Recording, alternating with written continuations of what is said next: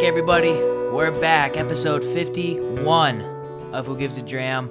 Thank you, everybody, for tuning in. If you're a new listener, as always, appreciate you. And thank you for checking out the podcast. If you're a returning listener, thank you for the continued support. What can I say? It's awesome. I got a lot of stuff to talk about today. This is the first time it's just been me and you guys together, alone in a room. In a few weeks now, we had two great guests. We had one great guest when we had Whiskey Morgan, and then we had Kale for episode 50. But nonetheless, two guests the past 2 weeks, but now we're back here. We're reviewing an absolute heavy hitter that I'll get into in a little bit. But let's take care of a little bit of business first. You guys, the best way to support the show, obviously, is just to subscribe on wherever you're listening to. Whatever platform that is, make sure you're subscribed so the videos or the audio podcasts always just get downloaded to your phone. You never miss it. You can listen to me ramble on for however long each week, and you don't have to worry about finding the episode. Also, YouTube, like and subscribe on there and leave a comment, all that good stuff. Tell a friend about Who Gives a Dram if you like it. Follow all my social medias, Who Gives a Dram, and leave a rating and a review on iTunes. That's another big one. Leave a rating and review on iTunes, but do me a favor and don't leave a review like everyone's leaving reviews for the Eternals right now, because it is currently the worst reviewed MCU movie of all time and hasn't even come out yet. So don't know what's going on there, but I mean, I would appreciate it if you didn't review the podcast like that. Why do people? Okay, so I've never been. Oh, before I go into this rant, also this podcast is brought to you by The Grapevine Media. www.thegраpevinemedia.com. Check us out over there. I have never been one to dive deep into a critic's consensus of a movie, especially when it's a blockbuster movie, because there's always something nitpicky that at the end of the day you just don't care about. I don't really care if the Eternals has a few moments of lackluster CGI. I don't really care if the storyline could be a little bit better. I'm there to see superheroes team up and do superhero shit. So as long as that's happening in the movie, I'm happy.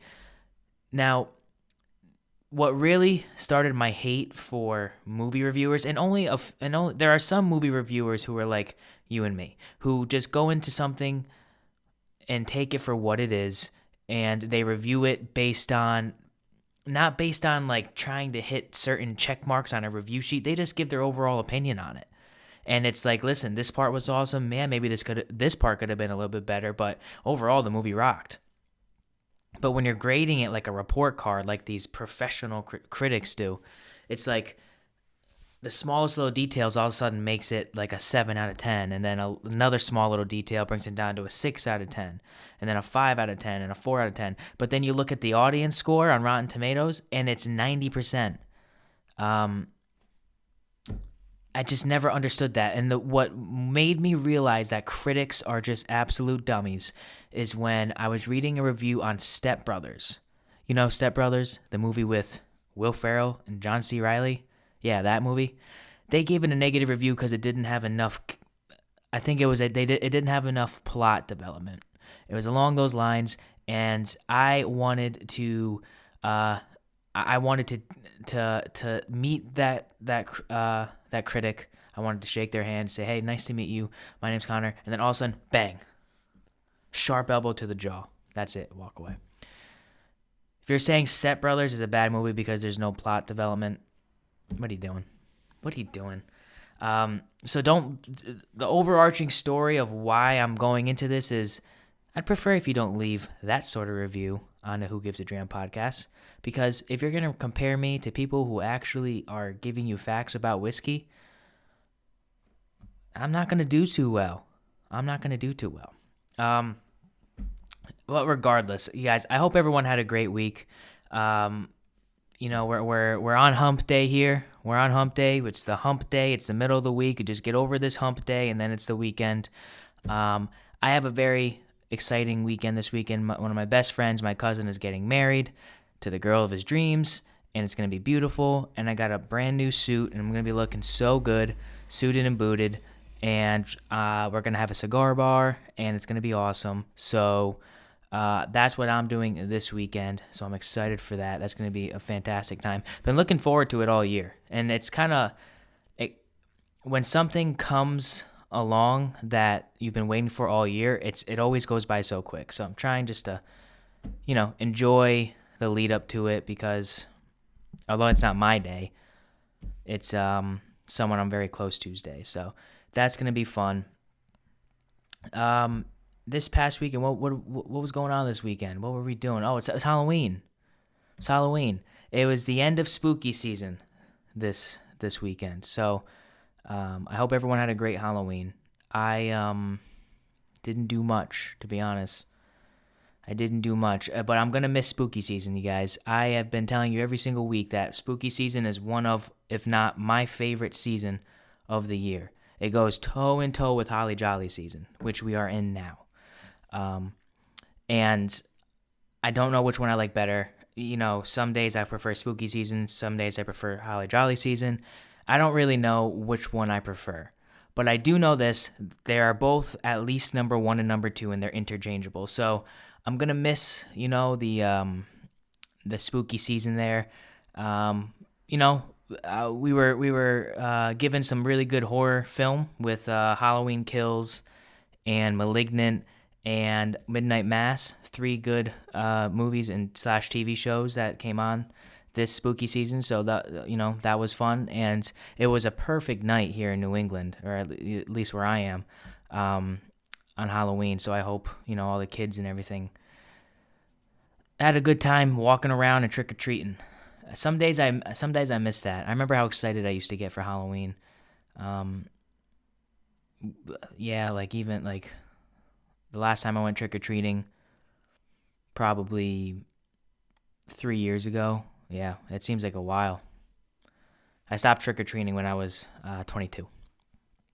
But anyways, now we're transitioning into Holly Jolly season.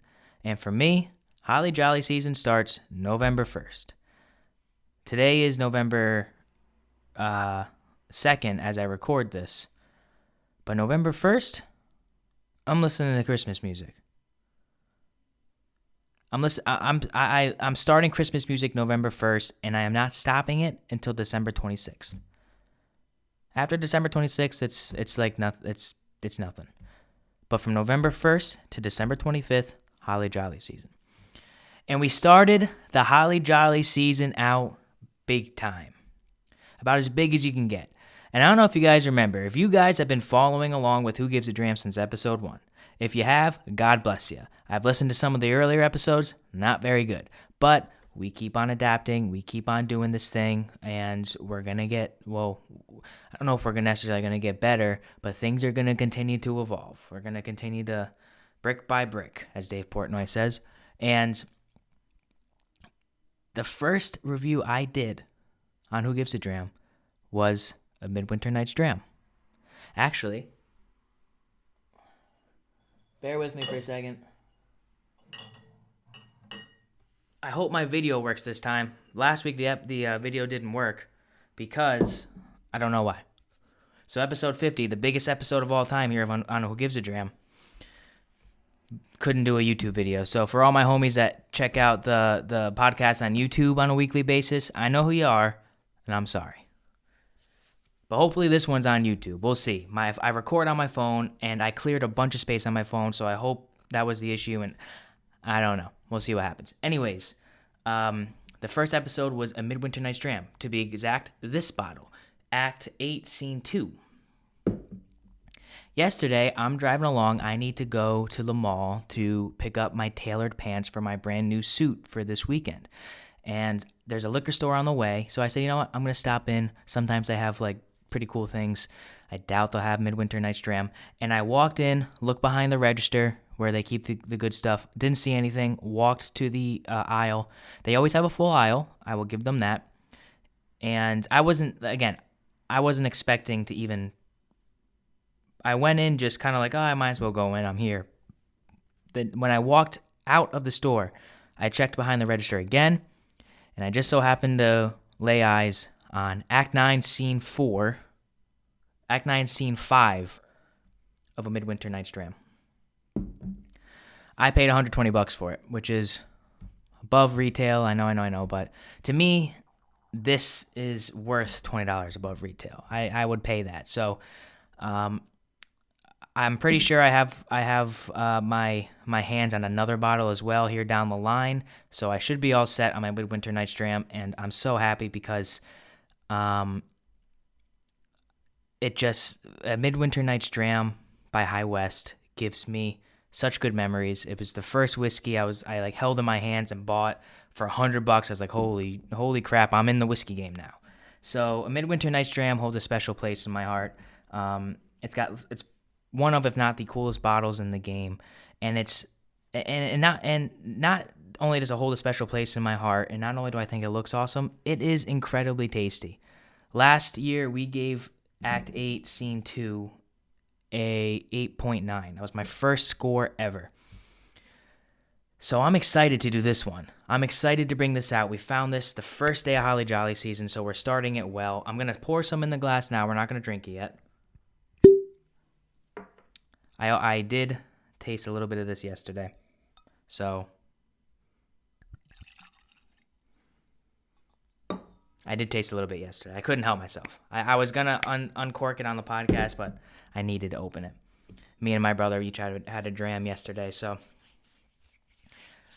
I kind of remember what I tasted, but I'm going in blind here. I haven't had whiskey all day. You know, I'm dry for the day today, but I'm excited to do this. And I did learn something new courtesy of Google.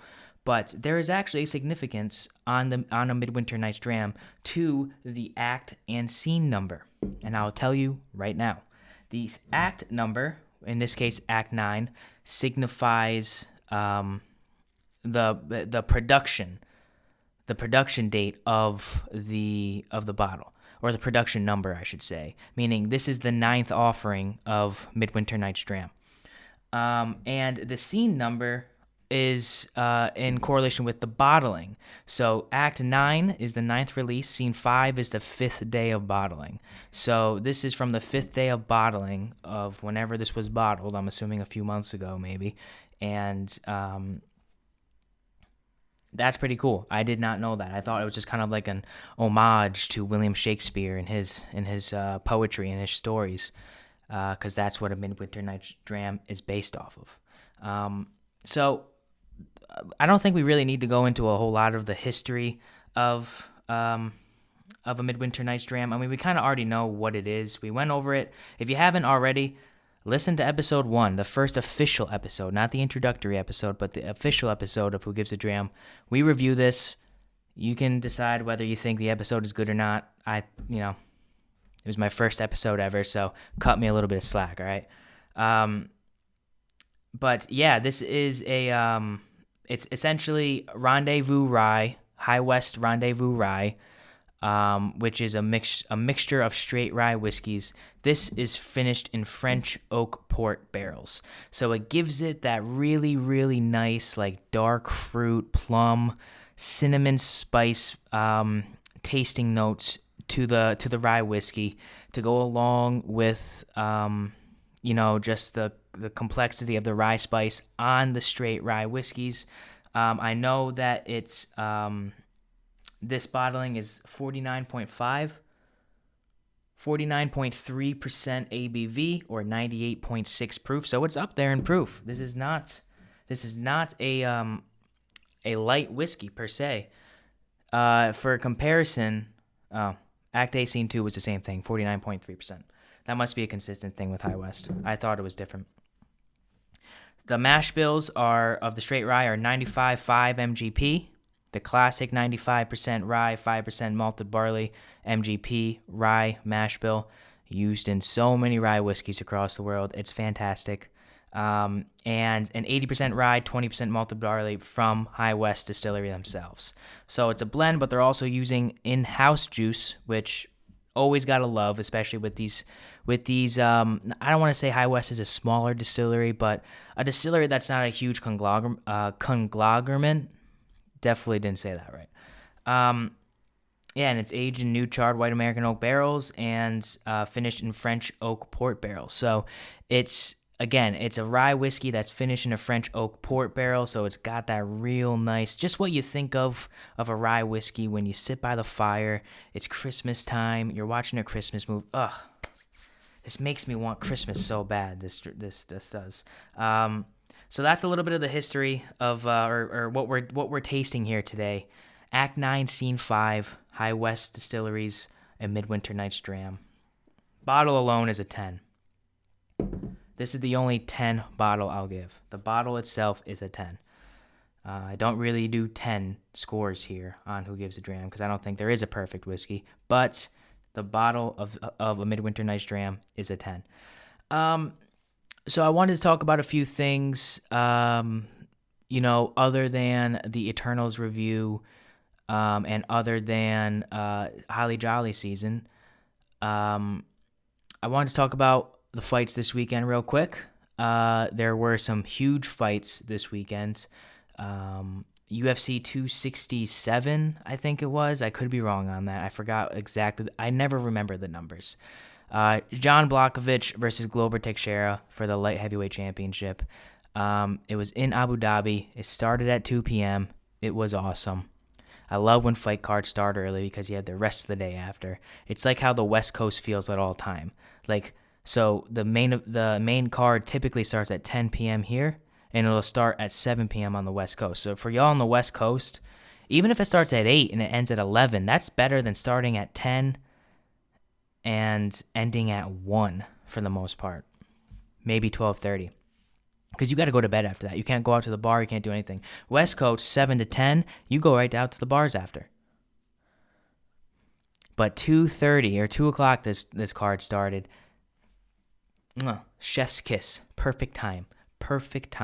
Rainy Saturday. We all got together. And we saw Glover Teixeira beat John Blachowicz via first round neck crank. I don't know if it was a neck crank or a rear naked choke. And tapped out John Blachowicz. Glover Teixeira, the oldest first-time champion in UFC history. Who would have ever thought? Hailing from Danbury, Connecticut, represent Glover Teixeira. I was going to put some money on Glover Teixeira, but I couldn't get into my FanDuel account, so switching over to DraftKings. But that was a wild fight. Didn't think that was going to happen, but I'm happy for Glover Teixeira because the dude's old. He looks like he could be like anyone on the planet's dad. He's at that age where he could be anyone's dad. And he's just one of those Brazilians that is just like very likable. He's an Americanized Brazilian, basically. Like he trains in Danbury, Connecticut. And I don't know, for you guys that aren't familiar with Danbury, Connecticut, I don't blame you because there's nothing special about Danbury, Connecticut. But hey, it's from my home state, so, got to root for Glover. But John Blachowicz was a great champion. He wants to come back and fight quickly again, so I'm sure he'll be back. The biggest fights of the card for me, though, were the third fight and the co-main event. The co-main event was Corey Sandhagen versus Peter Yan for the interim bantamweight championship. Peter Yan lost the undisputed championship when he illegally kneed Aljamain Sterling in the head earlier this year. So Aljamain Sterling won the belt on a disqualification. That's another story. I don't know if belts should be changed that way, but it did go against the rules, so you can't blame him. But Peter Yan was destroying Aljamain Sterling that fight, and Aljamain Sterling has handled that win about as bad as you can handle a win, in my opinion, because now everyone wants to see him lose. No one thinks he's the champion. But Peter Yan and Corey Sandhagen, who just recently lost to TJ Dillashaw, but TJ Dillashaw tore his knee or something, so he's out. So they put up an interim title fight between those two, and Peter Yan just kind of picked apart Corey Sandhagen. Wasn't particularly close. I mean, the first round, I think Corey Sandhagen won, but after that, Peter Yan was just controlling distance on a longer guy, which was pretty impressive. Using his jab really well and using his feints really well to get in the inside of the longer Corey Sandhagen, and just, rather than Corey Sandhagen kind of touching Peter Yan. Peter Yan was landing much more significant shots in a flurry. So that was what won Peter Yan the interim belt. So now we're going to get Peter Yan versus Aljamain Sterling 2, and I hope Peter Yan kills him. And then we had the new Khabib, Islam something. I don't know how to pronounce his last name. It's Islam Makhachev or something like that. And he fought Dan Hooker, who is Israel Adesanya's teammate from New Zealand. He just won like a month ago, and he took this fight on short notice because no one else wanted to take the fight, and basically fought in Islam's backyard. Hasbullah, the legend, Hasbullah. I want Hasbullah on the podcast. I want to be friends with Hasbullah. If you don't know who Hasbullah is, he's a viral kid on like Instagram or TikTok or wherever he became viral, Facebook, I don't know, just on the internet. And he's 18 years old, but he looks like a baby. Like he's probably up to my knee in height, maybe a little bit taller. Probably up to my knee. But his mannerisms are that of an adult, and you know his what he does. Excuse me, how he presents himself is that of an adult, and it's just so intriguing. He's so cute, but it's weird saying that because he's 18. I just want to be the guy's friend. I feel like I gotta get him on. We gotta do a Russian vodka podcast with Hasbullah. You get a translator in here. So Hasbullah, if you're a Who Gives a Dram fan, you are invited. Anytime you want to come on, you can come on my podcast. But he grew up next to Islam, this guy Islam, who is ranked like number 5 in the lightweight division. He's grew up with Khabib. Khabib's like his older brother. He grew up next to Hasbullah. So if you have Hasbullah in your corner, it's tough to lose because he's the king. And he fought Dan Hooker, who is a stud, but, you know, loses sometimes. And Islam submitted Dan Hooker via Kimura in the first round, like 2 minutes and 20 seconds in. And it wasn't particularly close. He immediately took down Dan Hooker, didn't even strike with him. And people are saying that Islam is Khabib with a little bit not as good grappling, but better striking. So from what I heard, Islam, if Khabib's wrestling is an 11, then Islam's is a 10. So it's still a 10, it's just not an 11. But his striking is better than the Khabib's. And Khabib had good striking. Remember, he did, quote-unquote, knock down Conor McGregor. So for whatever that's worth, that's what it's worth. He submitted Dan Hooker via Kimura lock in the first round. So he's going to get a top-tier guy next. Maybe, I would assume, potentially the loser of Chandler Gaethje would be a good matchup for him because the winner will fight the winner of Charles Oliveira versus Dustin Poirier. If Dustin Poirier wins that fight versus Charles Oliveira in December, then he might end up fighting Conor McGregor. It could very well happen like that if they wait like 6 months. But I think if Charles Oliveira beats Dustin Poirier, then he will fight the winner of Justin Gaethje versus Michael Chandler. And then the loser of Michael Chandler versus Justin Gaethje will fight probably Islam, and then Dustin Poirier will probably fight a whoever else is in the lightweight division. Maybe what's his name? Bilal Muhammad? No, is he? No, he's welterweight. I don't know.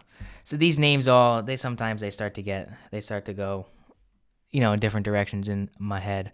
And then Kazmataz was the second fight on the main card. Kazmataz Chimaev or something like that. Another Russian, another beast.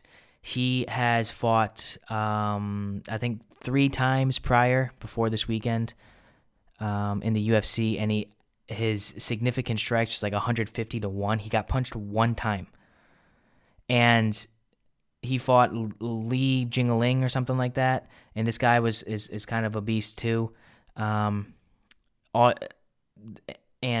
Kazmataz destroyed him. Did not get punched once again. It's like 250-1 hit significant strikes in 4 UFC fights. He's gotten punched 1 time. He's gotten hit 1 time in 4 UFC fights. So this guy Kazmataz, he actually flew over to Ireland to fight Conor McGregor when Conor McGregor threw the dolly at Khabib's bus.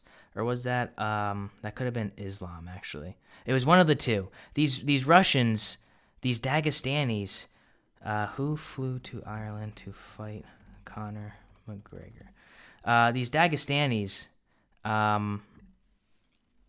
they all like are the same person. They all grew up carrying goats on their back and climbing up mountains for fun.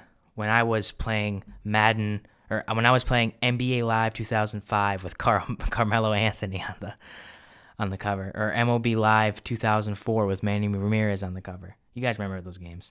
Yeah. UFC star Kazmataz Chimaev flew to Ireland to beat up Conor McGregor. Yeah. He's Swedish. And he's a welterweight. Yeah, and that was in response to McGregor.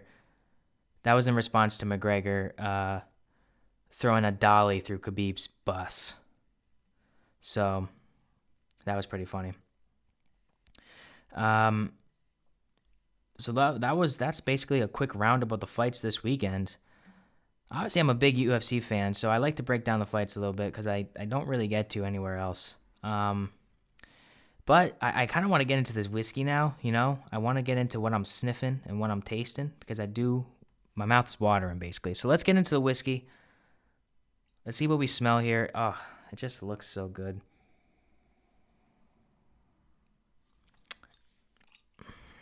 I'm getting a little bit different of a nose than I did last night. A lot more berry and fruity than last night.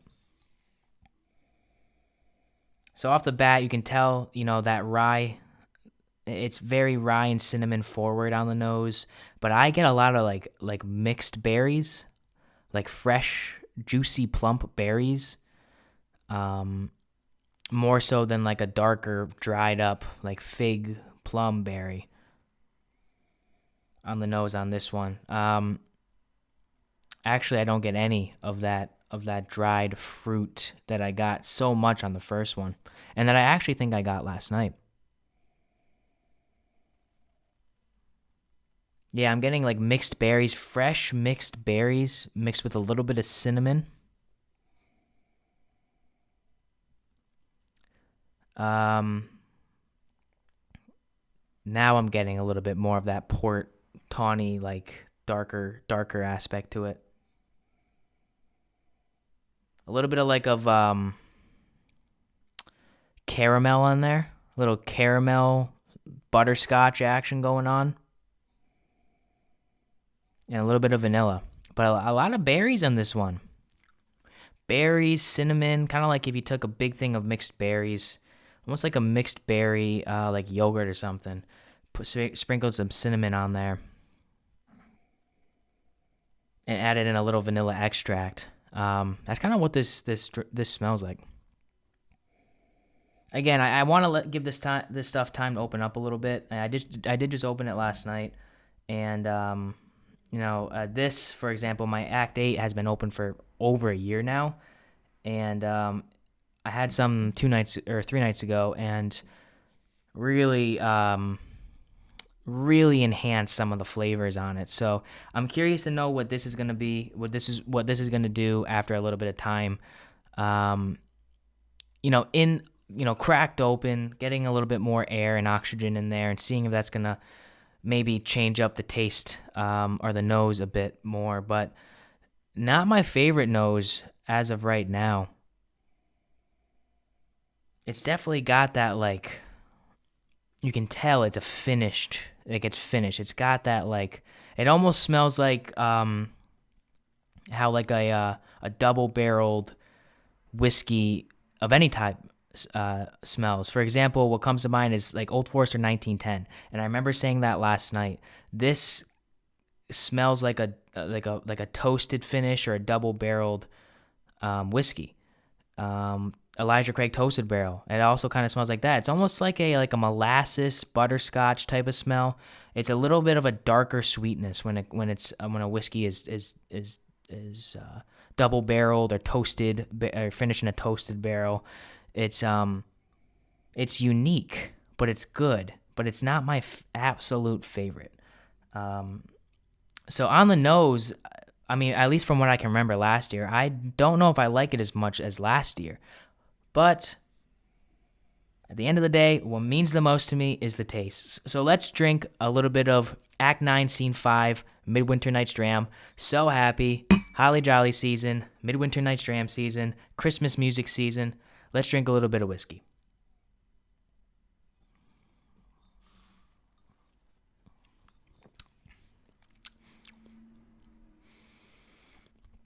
Yeah. Yeah, you can tell that vanilla really comes forward on this. Kind of got to get my mouth a little like used to the whiskey. My mouth almost went numb for a minute. I'm saying the mixed berries is definitely toned down on the palate. That double barreled, that port finish is definitely a little bit enhanced. I get more of a darker note altogether. Dark amber, dark purple is kind of what I get when I think of this whiskey. Just darker, heavier notes is what I usually think of. It's a dark whiskey altogether. Like a dark red. Think of like dark red / dark purple mixed together. I don't know what color that actually makes, but that's kind of what this whiskey, like, if you were to put a color to it, that's what it tastes like. It's like, at least on the first sip, you got that vanilla extract in there, but that dark fruit, that port, shines through a bit more than it did on the nose.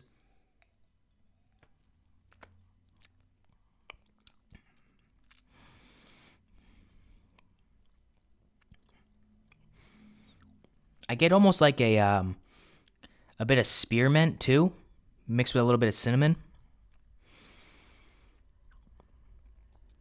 But what's coming through very significantly now is that rye spice. It's spicier than I remember it being. It is not as, for lack of a better term, it is not as good as I remember it being the first time I had it. Now, that maybe it's because I haven't had whiskey all day. I don't know. But thinking back as to what I had in the past, and even thinking back to last night, this doesn't taste as good as I remember it.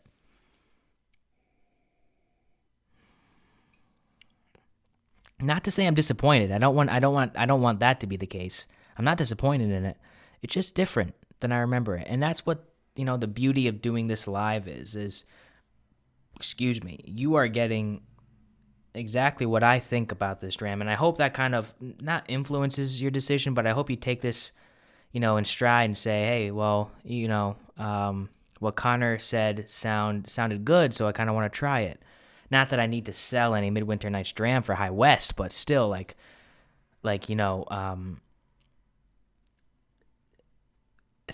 whiskey tastes different in different situations, I think. I think I get the truest form of what I think of a whiskey when the bright lights are on and I'm recording podcasts.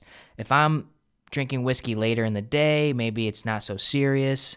Maybe it's after dinner. Maybe I'm eating something with it. It all always tastes different. But I think, to me, the truest form for me is when the lights are on, I'm recording this by myself or with a guest, and I'm truly tasting and I'm truly thinking about what I'm trying to taste. Almost gotta coat my mouth a little bit. The darker aspects are definitely there, but that rye spice, especially on the back, a nice rye spice, almost kind of numbs my mouth a bit with some cinnamon, a little bit of spearmint there. But the mid palate is that dark. It's that traditional Midwinter Night's Dram signature, like dark fruit, dark, like raisins, plums, darker aspects, darker, fruitier aspects like that, mixed with a bit of cinnamon, a bit of rye spice, some vanilla extract in there. And I do get spearmint back on the back of the palate too.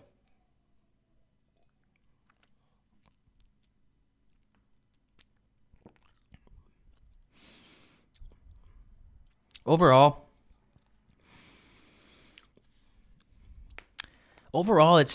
it's not what I remember it being. It's not. It's. I don't remember it being this spicy. I don't remember the rye spice. I mean, you can get that MGP rye right there. It's a really nice. It's a nice rye spice, meaning like I think that vanilla extract is kind of what I usually get with the MGP rye. Like it's a sweeter rye almost. It's not as heavy, but the finish of the French oak port barrels gives it what makes this special. I'm not typically a rye fan, but I really enjoy this dram. And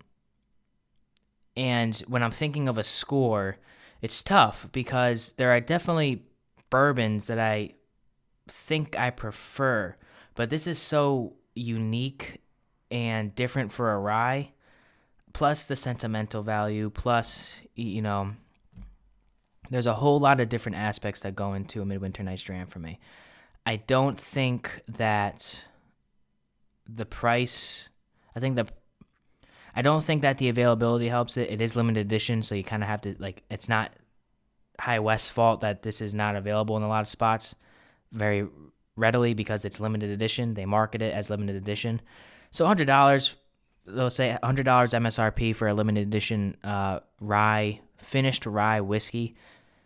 I would say is a great price, especially for the quality you're getting in here. I just think that I prefer other whiskeys more, as much as it pains me to say. Now, I'm curious to revisit this once the time comes, but for right now, everything said and done, I think I'm leaning towards like an 8.8 for this. I think I'm gonna stamp that. I gotta learn how to edit like a stamping thing somewhere, but don't have the time. That's what I think I'm gonna give it, an 8.8, because it's really good. It's just like not enough. Like the ones I give above a 9, like the Elijah Craig Barrel Proofs, the Larceny Barrel Proof, what have I, like Colonel H. Taylor, there's just something about them to me that is what I prefer. That's what I prefer in my whiskey. I love this, and I'm happy I bought it. I'm buying another one, hopefully, and I'm going to have it, and I think it's going to get better as time goes on. And I bet if I were to add a little bit of water to this, too, it would pull back some of that rye spice and pull forward some of those fruity notes, because that's what I usually get when I add water to a rye whiskey like this. I bet you would be fantastic, but based on what we're doing here, based on this review, on the circumstances here, I think 8.8 out of 10 is a solid score. If you can find a Midwinter Night's Dram, I would highly recommend you pick it up, because at the end of the day, it is tasty. It is a tasty rye whiskey. And like I said, I don't even like rye whiskeys a whole lot. It's not like I prefer them. I don't. I actually never gravitate towards a rye whiskey. So that's it for the Midwinter Night's Dram. 8.8. High West, you did it again. This is great. It's just, I think I know my flavor profile now, what I prefer, and this is teetering on the edge of what I prefer. I just think the rye spice is a bit too prevalent, but that nice port finish, it works. It works in this. I'm giving a certified chef's kiss for this whiskey, although it's an 8.8, not quite a 9. But with that rye 3 whiskey, with that's a finished whiskey. I get different tasting notes on that too. It's funny. I never would have thought that I would like a Craft Distillery's rye whiskey more than the Midwinter Night's Dram, but that's what happens here on the podcast. You never know what's going to happen. I never know what's going to happen. I don't have any notes.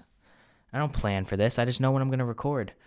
I actually wasn't even going to do Midwinter Night's Dram this week. I was going to do a Lagavulin 16, which I'll probably end up doing next week at this point, but I wasn't even going to do High West. I was going to, but when I found this yesterday, I was like, well, I kind of have to do it. I owe it to myself, almost a year to the day that we did a Midwinter Nights Dram last year. It's pretty damn close to a year to the day, but that's gonna do it, I think. Like I said, I hope everyone's enjoying their week. I hope this podcast kind of gets you through hump day and takes you to Thursday and Friday. I'm going to be enjoying my family this weekend. I cannot wait. I'm going to have a good cigar. Hopefully there's some good whiskey there. I might have to smuggle some in myself. I probably will smuggle some in myself. But, we have some great fights on this weekend too. Kamaru Usman versus Colby Covington #2. I'm going to go see Eternals this Thursday, so I'll be back with a review next week. That's about it. Oh, I wanted to talk about the Morbius trailer because I watched it today. Looks pretty good. Those are my official thoughts on it. Looked pretty good. Definitely better than the first trailer. I'm going to watch it. I'm actually excited to see Morbius now, whereas the first trailer came out and it sucked. But that's going to do it. I think that's going to do it for this week's podcast, you guys. 51 episodes. Whoever thought we'd be here. Follow me on all my social medias, Instagram, Facebook, Twitter, TikTok, all Who Gives a Dram. I'm available on Apple Podcasts, Spotify, Google Podcasts, Stitcher, Breaker, Overcast, Podbean, Podcast, any podcast player I'll be available on. So make sure you search Who Gives a Dram on there, subscribe, leave a rating and review on iTunes, but please don't review it like people are reviewing the Eternals. I'd appreciate it if you don't review it like that, but leave me a rating and review on there, and go on to the YouTube video, like, comment, subscribe on there as well. That's going to do it for me this week. I'm out, you guys. Nick Bossy's playing me out. What happened to country? And as always, whiskey's the water of life, so let's start living. I'll see you guys next week. My hands are tired of paying my bills, staring at a bottle, I'm aiming to kill.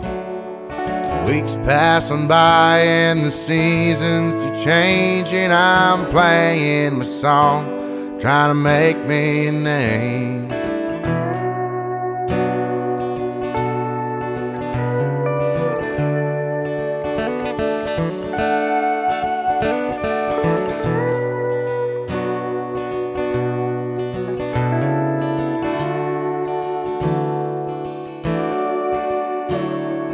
People say as they walk out the bar, the kid's gone places, maybe even a star.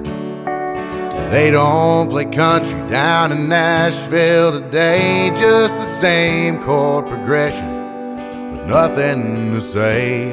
What happened to country? 3 chords and the truth. And who's gonna step up and fill their big shoes, writing songs about outlaws, singing all night, and songs that'll make a grown man cry.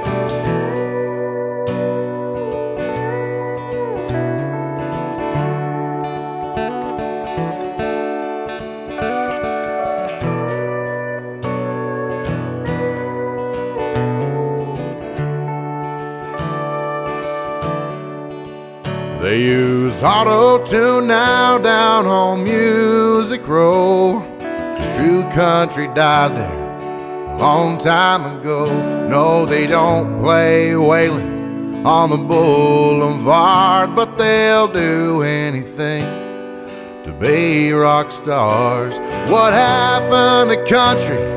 3 chords and the truth. And who's gonna step up and fill their big shoes, writing songs about outlaws, singing all night, and songs that'll make a grown man cry.